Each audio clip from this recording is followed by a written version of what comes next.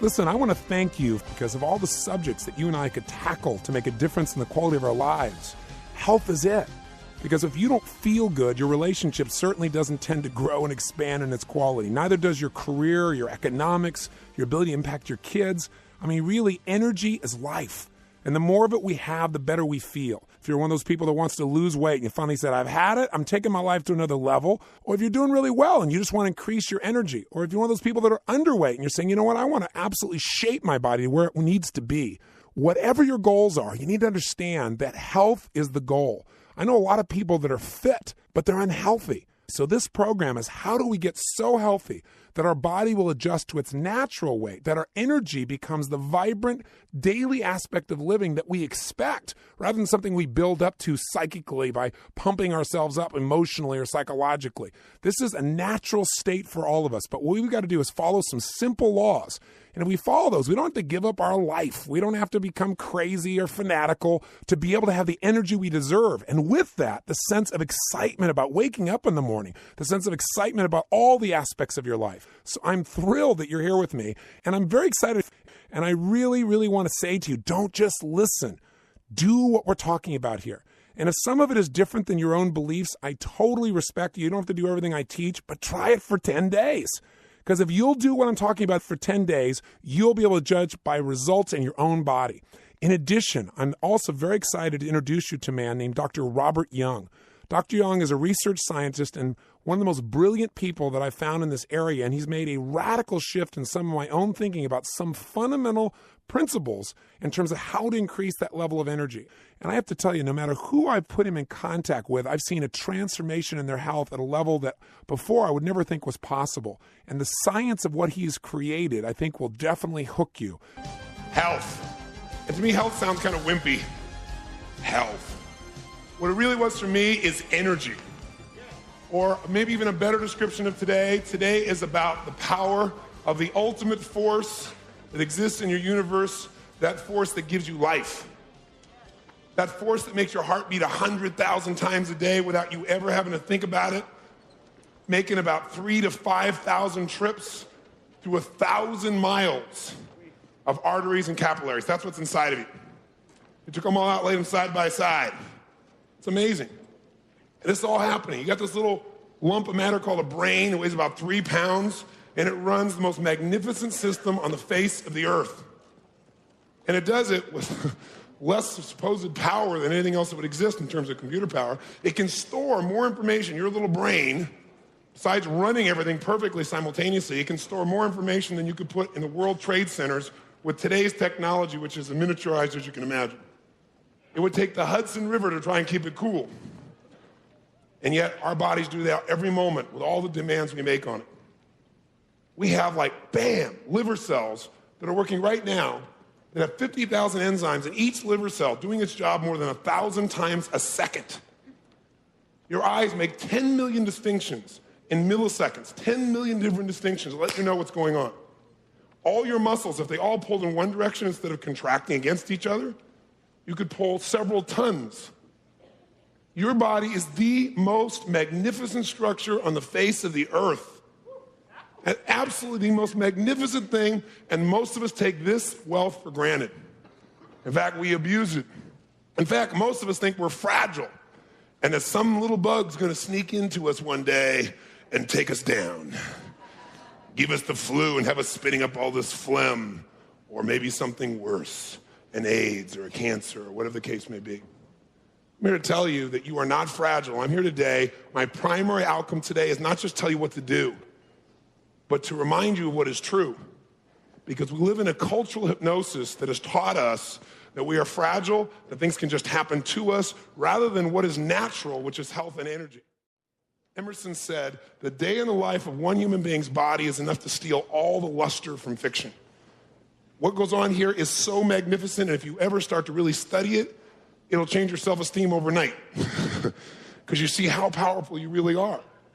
But what's happened is we have a set of belief systems, and whatever we believe, when we look for what we believe, we look for brown, we find it, as you've learned this weekend.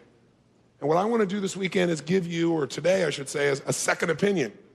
It is my opinion. It's backed up by thousands and thousands of researchers, and I'll back up everything I say. But it's another opinion. If you go to one mindset of person who's been trained a certain way, they're going to give you one mindset. Doesn't mean they're right, doesn't mean I'm right, doesn't mean they're wrong. You have to sit today and say, does this make sense to me?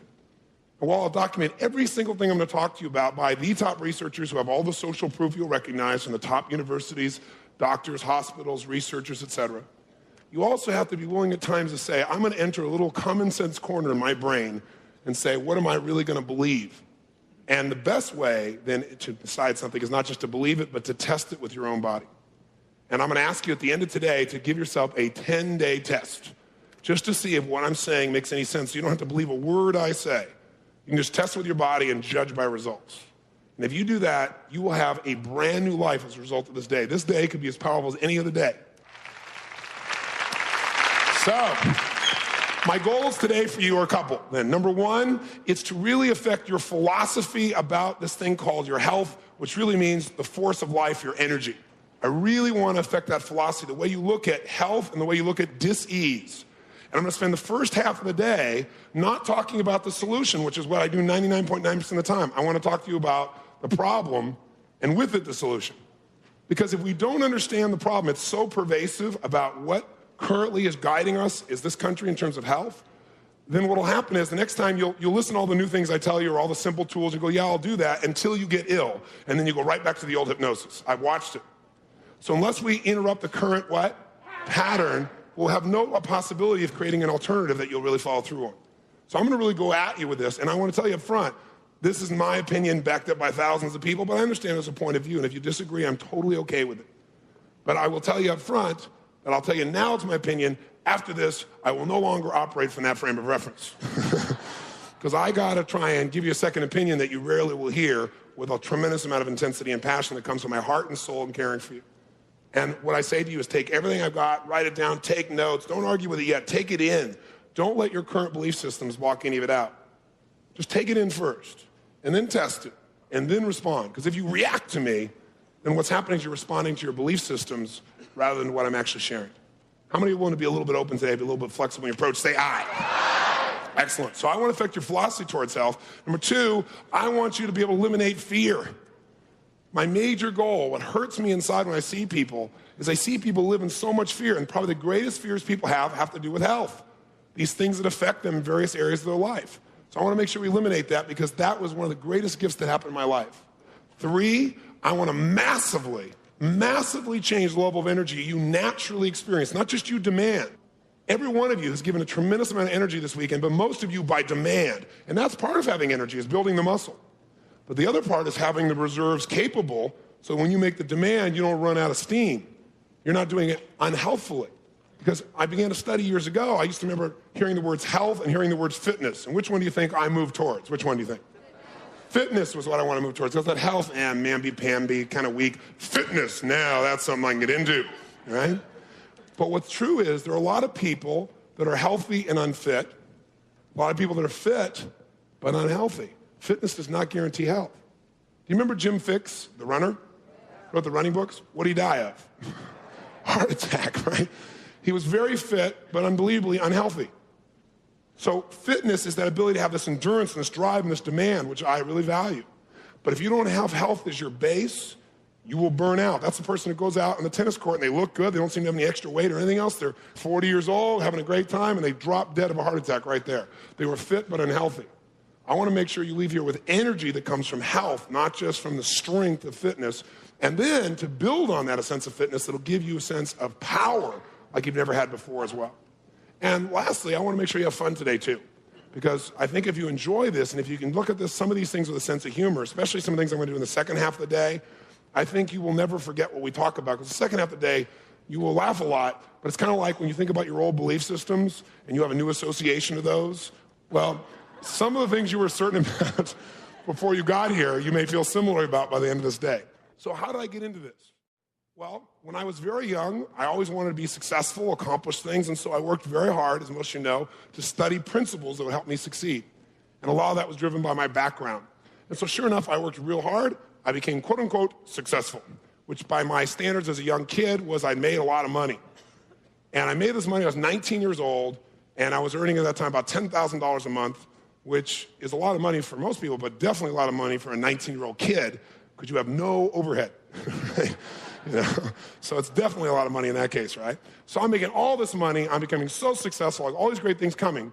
And everything in my life was flowing. I was touching people's lives. I was doing what I loved. I felt like I was walking through life, living my purpose, doing what my spirituality really means, which is to contribute in a meaningful way. So I felt all these great feelings, so much so that it was not what I was used to. And I got outside my comfort zone. And so my brain started asking interesting questions like, how come I have all this already at 19? I got all these great friends. I have all these people I love and love me. I've got all this money. You know, I do what I love. I'm extremely successful. How come I got it at 19? You're supposed to wait till you're like 50 or 60 to get this kind of stuff, right? At least 45.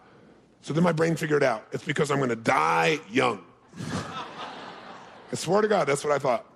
And then I didn't just get the thought in my head, but I started obsessing about it. And I go tonight and I sleep. And I didn't think I was going to die like easily, like real quick, bam, truck take me out crossing the street. No. I was going to waste away of cancer. And I would see these people, like chemotherapy, and I'd look at them and thinking, I don't think I'd want the treatment. That looks worse than the death. And I'd see some people I cared about who went through this process, and I watched them just waste away. And so I had these images so clear in my mind. And I would wake up in the middle of the night with cold sweats because I just knew I had all this now at this young age because I wasn't going to be here very long. And what changed me, what broke my pattern, if you focus on something long enough, what tends to happen? You tend to experience it. Fortunately for me, I didn't actually physically experience it, but a very, very close friend of mine, a lady friend of mine at the time, came to see me, and I was in this stress mode, and I was stressed about everything, even though I was succeeding. And she came up to me one day, and she goes, and she started crying. I said, what's the matter? And she says, you know when people cry and they can't catch their breath? And I said, what is the matter? Because this is my mother. This is my mother. I said, your mother what? She said, my mother has cancer. It's like, ooh, stay away from me. I mean, it's like, it scared the hell out of me. But at the same time, for most of my life, I've focused and built an identity in myself about I'm a person who can make a difference for anybody. So even then, I stepped forward, I said, hey, it's okay. And I want to break her pattern and help her out. I said, it's okay. I said, look, hundreds of thousands of people have gotten cancer and beat it. I know we don't hear much about it, but it's a fact. I mean, listen, all we got to do, I'm into modeling, right? All we got to do is find people who had cancer and got rid of it. Find out exactly what they do, find out what they did in common, and model that. If we model what most people do, we'll get what most people got, which most people die of it. I said, listen, I'm a speed reader. I will go out, and I said, I'm going to find the answer for her. I don't care what it is. Don't you worry. And I swore to her I'd find the answer. So I said, I'm going to go out and read 30 books in 30 days. All in the area of nutrition, health, fitness, figure out what I could do to really understand what was going on in the body so I could help her. And I did. I read 30 books in 30 days, and at the end of 30 days, I was totally confused. I was, because you'd read one book here, and it was by this PhD, right? He had every credential in the world from Harvard. He says, do this and this and this, and you'll live forever. And then, of course, I read the next book, and it says, it's by a guy who's equally qualified, right? And he says, if you do that, that, and that, you'll be dead tomorrow. Do this and this and this, and you'll live forever. I remember at the time, these two books, later on, several weeks later on the news, these two men started suing each other, right, in the public forum, talking about how each one of them was dead wrong. So I'm just sitting here going, so after enough of this stuff, I finally said, you know what I got to do? Since there's so many people who have so many opinions who are equally qualified, what I got to do is I got to create for myself something, as I'm synthesizing, pull the best from each of them, what makes common sense to me. Instead of saying, I'm not smart enough to figure this out, I got to give all this up to someone else who's an expert, I'm going to become an expert on the most important force I have that I carry my life through, my body. I'm not going to give that up to somebody else and hope they make the right choice.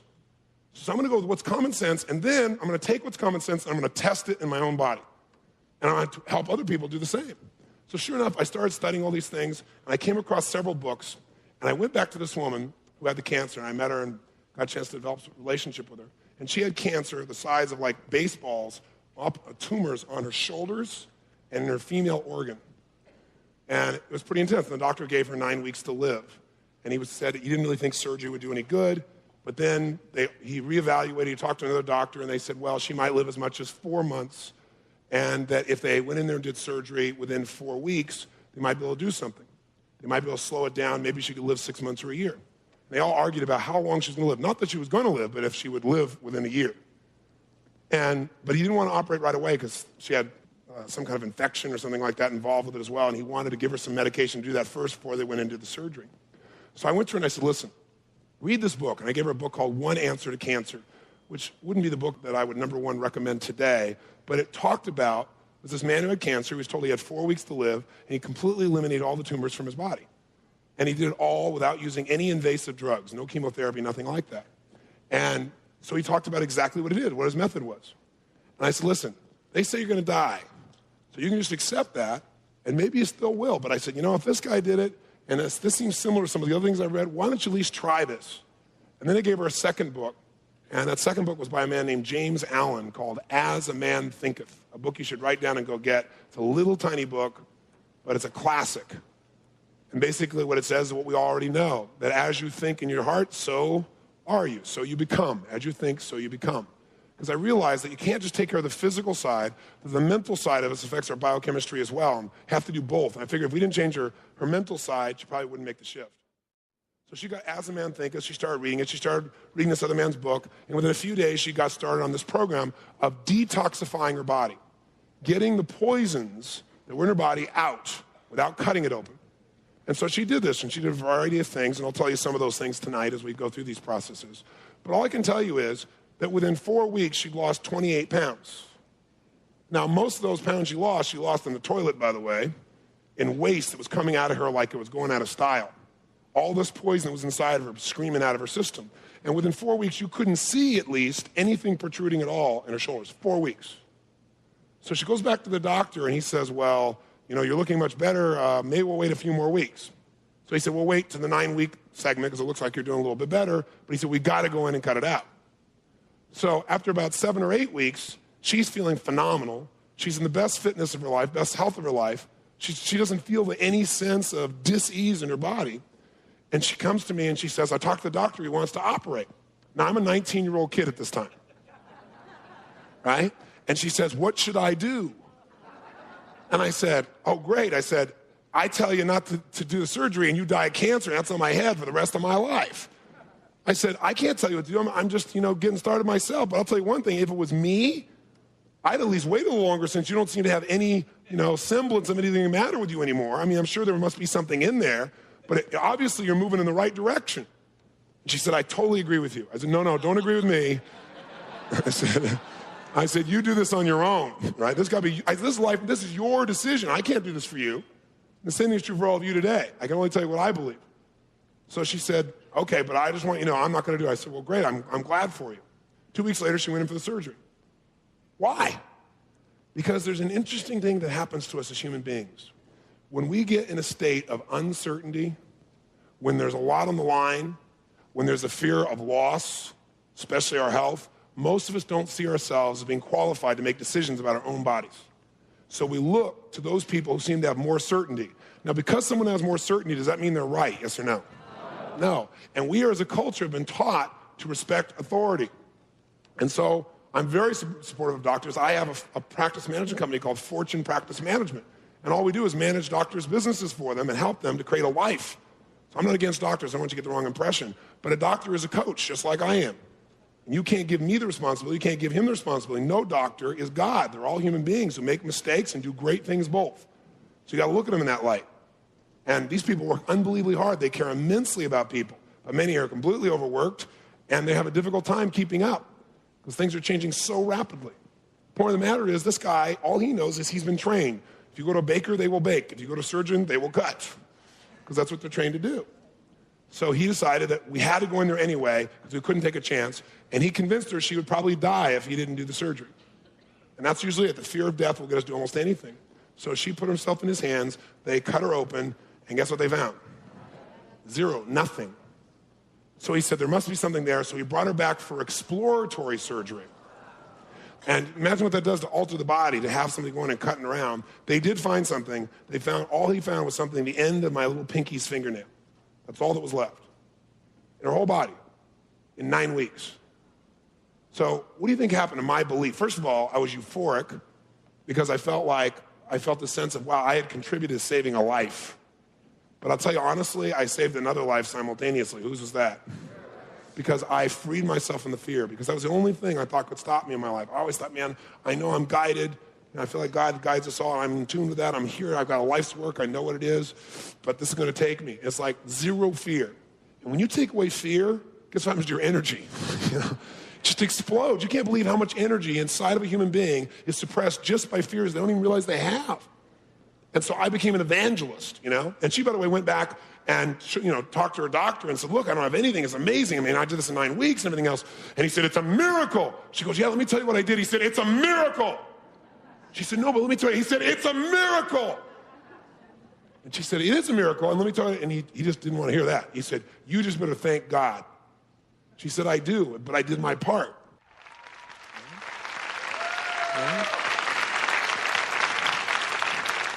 So, let's take a look. Why don't you open your book and let's take a look at where we're going to deal with our belief systems first, because that shapes everything, right? Our belief systems. Because we got to say, okay, everything human beings do is driven by their beliefs. All behavior is belief driven.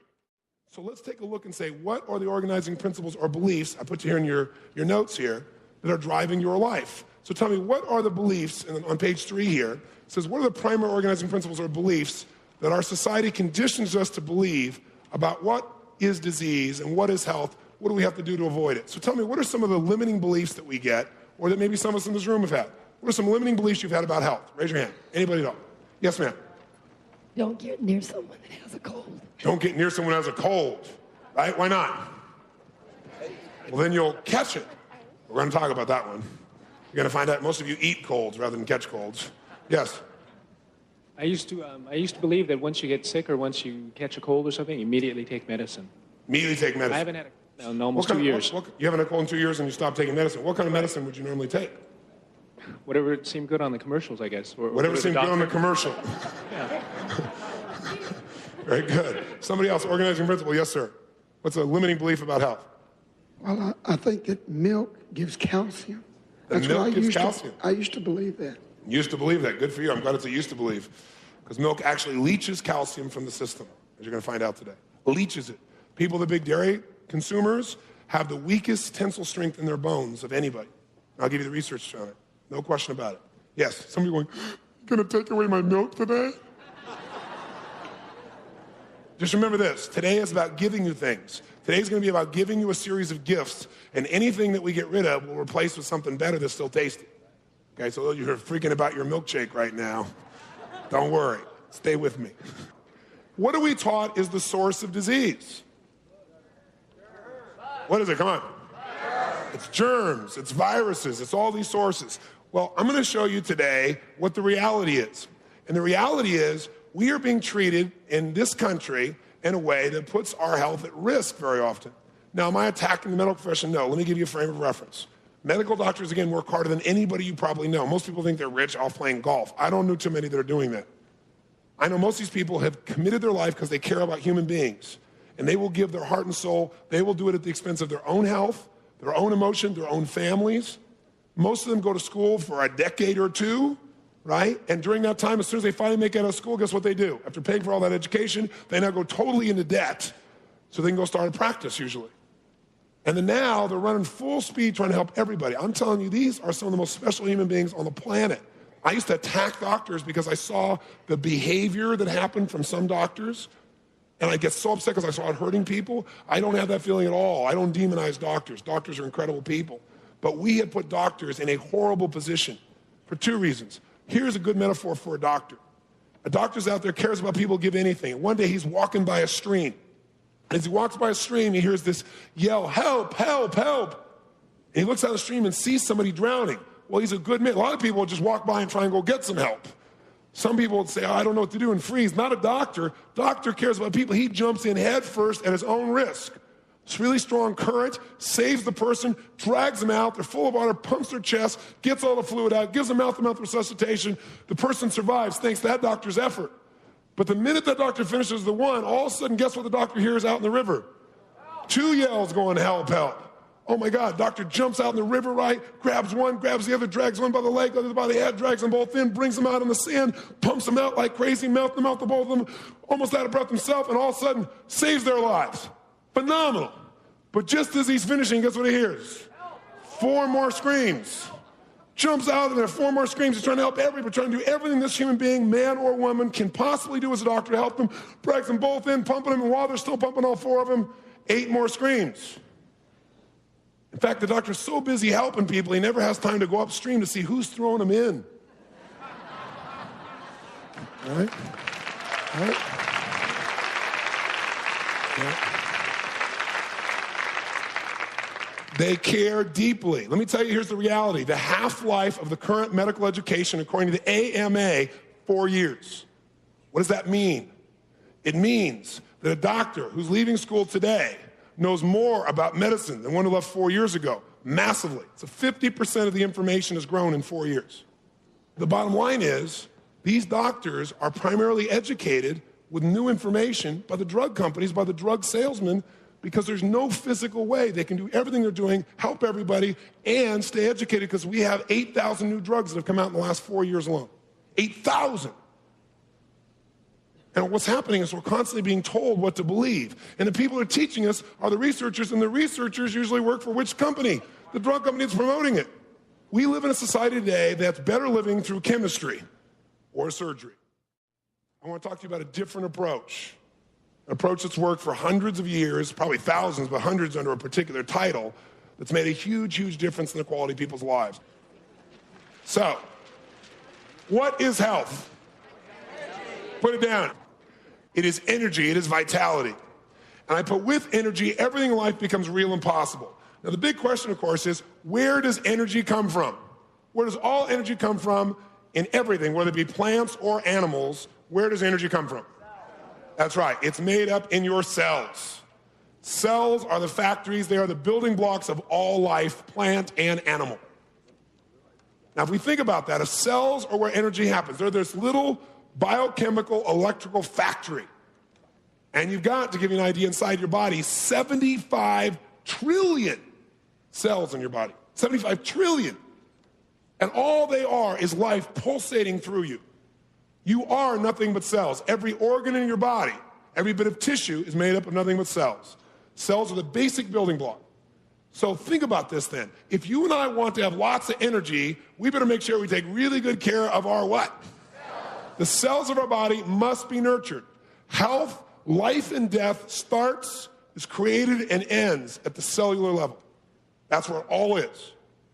As your cells go, so do you go.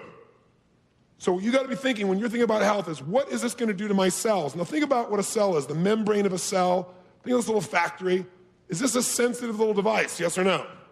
You better believe it. That's why we have all this exterior to cover us. And all these orifices have a series of filtering devices before anything can get into that bloodstream to make sure that you're protected. But a lot of us have learned that when we get ill, what we should do is inject foreign matter directly into our bloodstream, directly where cells are going to be impacted with no filtering device. And we wonder why we don't seem to get better long term. So what we want to do is we want to make sure we take care of those cells. So on page 7 at the top, the quality of our life, this is our core organizing principle for health. The quality of your life is the quality of the life of your what? Cells. So then the big question is, okay, Tony, so what do my cells need to not only survive, but to really thrive? The number one force of energy that cells use, they must have, is called oxygen. Health is energy. Energy is built at the cellular level. Cells must have oxygen. It is the number one source of energy on planet Earth, not food. Oxygen. When you are tired, the first thing you must do is get more oxygen to your system. How did they get you to go for 3 days and 3 nights through an insane number of hours, unbelievable intensity, and not be out of your mind with like your body feeling horrible and terrible and tired? How many felt pretty energized most this weekend long? Say aye. How do we do that?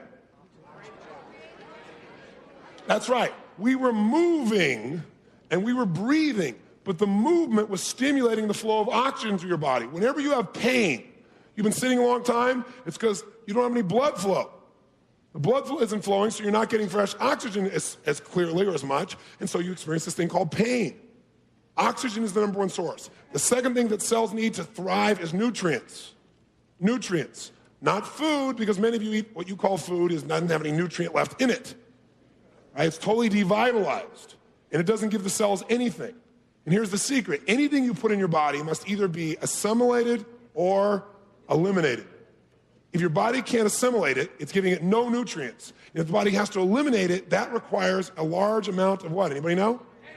Energy. most people are eating food that is draining them of life force, because it's food that the body has to work overtime to trigger and figure out how to detoxify and change, working overtime trying to eliminate. So all the nerve energy is being wasted away. That's why people go to sleep and they have more than 6 hours sleep and they're still tired. Or in some cases, maybe more than maybe 7 or 8 hours sleep, right? How embarrassing. But it's because that person wasn't getting oxygen, because the whole blood supply is all thickened up trying to deal with the fact that it's not getting nutrients. Anything that destroys or diminishes the flow of oxygen to your system is potentially disease-producing and absolutely lowers your nerve energy, period. Anything. Anything that will increase your energy flow is really anything that will increase the flow of oxygen to the cells of your body. So think about it. Anything that's going to interrupt my flow of oxygen, diminish the flow of oxygen, is disease-producing. Anything that will increase the amount of oxygen that gets to my cells is going to make me more healthy and more energized, period. Now, nutrients, by the way, are important because they help to provide the energy so that your ATP can be continually manufactured, continually reconnected in the cell. That's why you got to have nutrients, not just quote-unquote food. And the third thing that all cells need to not only survive but thrive, and this is the thing most people don't do, the ability to eliminate their own waste. What is the process of life? At its basic essence, it's consuming and eliminating. And that's basically what all animals do. It's what your cells do. They all consume. They take in nutrients, they take in oxygen, and they spew out and eliminate their waste products. The problem is, what happens if the cell is living in an environment? Where's the environment? Let's say the bloodstream. The blood is delivering these nutrients. The blood is delivering for us this oxygen. But the problem is, what happens if day after day after day, we're constantly putting more poison in, more things the body cannot assimilate, has to eliminate, till the energy of the body gets lowered? Pretty soon you start to accumulate what in the body? Waste, toxicity, toxins. Part of that waste is, watch this right now. Boom! 7 billion liver cells just died. How exciting. But guess what? Boom! Same time, 7 billion new ones were created. Only one problem could come up. If you're living your life in a way where your nerve energy, what most of us would call resistance, is lowered because of the way you're living your life, now there may not be enough energy to eliminate that waste, which is natural waste. The body knows how to eliminate it. And so it's get retained in the blood.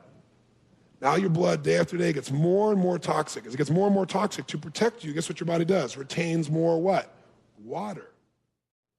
In an environment with more water, all these cells that were close together where the blood would flow in, give it its nutrients, now the space expands and it's harder for the nutrients to get to the cells. Also, with all this water, there's less what getting to the cells? Anybody guess? Oxygen. So you have less what?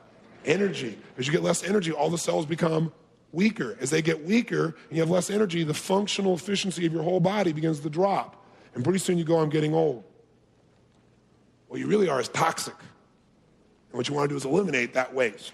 So I want you to know about 3 studies that are critical to understanding what it takes to be healthy. How many agree that health is energy, that energy comes from the cells? Let's say if you agree with that, say aye. Aye. If that's really true then, and we know that we need those cells to get us oxygen, then let's look at a little research. The first study here is from Dr. Otto Warburg. Now, here's a guy who won the Nobel Prize for his studies in cell respiration. And he had this theory. He said, okay, there's no question in my mind that oxygen is the single most important nutrient that the human body must have. So I wonder what would happen to cells if I were to lower the level of oxygen available to them. What would really happen? He's one of the first people to ask that question, really test it out. And so what he did was, he got his Nobel Prize because he took these cells, and he took them out of various animals, and he put them in bell jars. And then what he did is he reduced the oxygen level down to about 70%, and in some of them, the case of 60% of what the animal would normally get. So it took the cells, let's say, for example, out of these rats, stuck it in this bell jar, reduced the oxygen onto it. Now, what do you think happened to the cells? Some of them did die. Many of them weakened. But here's what's really interesting. A large number of them mutated. They mutated because cells need oxygen, and the force of life is so strong. Did you see the movie Jurassic Park? Do you remember there where they said, oh, these dinosaurs, we made them so they can't, have any new dinosaurs? There's that moment where they find the dinosaur eggs. And they go, uh-oh. The force of life is so strong in your body Most of you fear cancer. What cancer is cells that have not been given enough oxygen. Something has ruptured something has made them go haywire, whether it be chemicals, but usually it's a lack of oxygen. In order to survive, they're not trying to live in an environment with no oxygen because they want you to live. So without oxygen, they go rampant and grow like crazy. They're growing, they're living. But they take over the space in your body, and that's why you see these lumps coming out. They don't belong there. Cancer is your body trying to stay alive in spite of the fact that you have poisoned it continuously. That's what's really happening. Now here's what's really interesting. What he did is he went through this and he said, wow, I drop it down 60% lower. Some of them mutate. That's really fascinating. Mutating cells are what kind of cells? Anybody know? Cancer cells. They start growing rapidly. He started thinking about this and wrote this paper about it. Then his student, years later, Dr. Harry Goldblatt, he's a Rockefeller Institute researcher. He decided to take that same hypothesis and really test it. So he decided to take cells out of these rats. And what he did is he did the same thing, but he did two things. He took one bell jar and he put in that rat cells and he reduced the oxygen down to 60% of what they would normally get alive. He took another bell jar, and in this one, he kept the oxygen level at the normal level. Well, the cells that were kept at a normal level of oxygen, same percentage, how do you think they did? Well, guess what he did? He gave them nutrients, and he gave them the same amount of oxygen, and he gave them the room to eliminate the waste. They all lived fine. In fact, they were vibrant. He went to the other ones. What happened? Some died, some weakened, some mutated. He then took the cells back out of the bell jars, re-injected them back in the rats. And the rats from bell jar number 1, the control group, no problem. The rats took the cells back in, went on, continued to have healthy lives. The rats where they took the cells out where there was less oxygen, they injected in the rats. Every single rat developed what? Cancerous tumors. Every single one. What might this tell us about how important oxygen might be in dealing with this scary thing most people think of as cancer? A little important, or maybe the most important thing of all. What would you say? No question. I'll give you another clue. 1 out of 3 Americans gets cancer. 1 out of 7 athletes gets cancer. Why is it that much different? I mean, how could that possibly be? Because they get a lot more what in their system? Oxygen. So you might want to become an athlete quickly. Third study, Dr. Alexis Carrel. This guy's a 2-time Nobel Prize winner, and he did work for the Rockefeller Institute also. And he did some amazing research. He took chickens. Check this out. He took old chickens. An old chicken's like a 12-year-old chicken's an old chicken. Right? That's old in chicken life. You know, I don't know, it's like 7 times that or something. I don't know what it is, but that's an old chicken. He took cells out of chickens. And he took their cells and he put them in bell jars, and he did the 3 things I just told you that a cell needs. What did he do? He gave it plenty of what? He gave it the what they need, and he made sure that continually the waste products were eliminated. Those 3 things. His goal was, he said, there is no reason for a cell to ever die, and that's why he did the research. He wanted to know what would make it work if you gave it what it needed. Guess what? Chicken 12 years old is about ready to die. How long do you think these chicken cells live? Not forever. They live longer than he did, though. He's dead. The cells got thrown out about 10 years ago. Yeah, they were still alive. Before he died, 3 years before he died, he wrote this research report. His belief was, if you gave the cells what they need, these 3 things, and you avoided physical rupture, what would cause physical rupture? Injury, car accident, smacking something. If you did that, if you gave the cells the oxygen they need, the nutrients they need, eliminated the waste, and you avoided physical rupture, the cells will live forever. Now, this is not some guy from Azusa talking, right? This is a 2-time Nobel Prize winner whose whole focus is cell respiration. And this is something he knows more than anybody you're going to talk to, probably, about what happens in cells. Now, that's a pretty fascinating thought. So what would be the problem then? The problem is we put our bodies in a position that is unnatural, where we pollute ourselves, and usually as we get older, the pollution builds up more and more and more, and that's what we call aging for the most part. Cells have an unbelievable power. They should not break down. The natural state is to be in a great place. So if cells have all this power, why do they break down? Top of the page, page 9. What causes you to become ill? The answer is simple. The accumulation of toxins in your bloodstream. That's what causes illness, is the accumulation of toxins. Now, why do cells die? Well, cells die, number 1, the most common killer of cells is lack of what? So let's say you have a really fatty diet. You got a high-fat diet. and you're tired all the time, and you feel sick, and you're wondering why. We talked about this yesterday. You got a lot of fat in your system. What happens to the red blood cells? They stick together. If they stick together, they move more fast or more slowly through the bloodstream. Which one? More slowly, which means you get more or less oxygen, which means the cells get stronger or weaker, which means some cells may actually die or... That's why we see all these studies that show high fat intake related to cancer. It all comes down to oxygen. Oxygen, that's your baby. Secondly, what causes cells to die? Any disturbance in the electrical fields of the cells will kill them. Any disturbance in the electrical fields of the cells. Every cell is a biochemical electrical force. If you do something, you put something in your body, there are a lot of non-foods you put in your body, or drugs, that disrupt those cells. The cell membrane is very thin. You break that membrane, all the guts of that cell are going to drain right out, the cell's gone. You do anything, you put too much sodium in your body. There's this thing called a sodium-potassium pump. And the sodium-potassium pump is what creates this electrical energy in your body. And if you disturb that, all of a sudden, you've got a major problem. When someone takes strychnine, strychnine goes in and it disturbs the electrical fields of the body, and the cell just short circuits, it's dead. That's what it is. Number one thing that will make your cells weak is the very opposite of what most people think, and that is decreased workload makes your cells weaker. Decreased workload, making less demand on your body, makes cells atrophy and weak. Remember I told you yesterday that they're doing these studies at 3 different universities here in the US? They're taking men and women in their 60s and 70s and making an increased what? Demand on the muscle cells of the body. And when they do that, guess what's happening? They're finding they can create the same level of strength in 60 and 70-year-old men and women as they're finding in 20 and 30-year-old men and women. The problem is when we get older, we have these belief systems that say we're going to have less power, less energy, and we become more toxic. So there's plenty of people around us as evidence. And so pretty soon what occurs? Pretty soon we stop moving, we stop using, we stop demanding. The way to get weak in anything is don't challenge yourself anymore. The reason people get fragile in their bones and get older, they don't challenge anymore. The people that are most physical, make the biggest demand, have the greatest strength. Whether it be the muscles, whether it be the mind, whether it be the soul, whether it be human emotions. When you're challenged, you use your courage, it gets bigger by demand. When you don't use it, it gets weak and small. This is the law of life. You don't want to seek out less challenge. You want to make demands on yourselves, but not demands by putting poison in the body, the demands of physical movement, of using your mind and your body in intense ways. Thank you for watching. Please like, subscribe to our channel,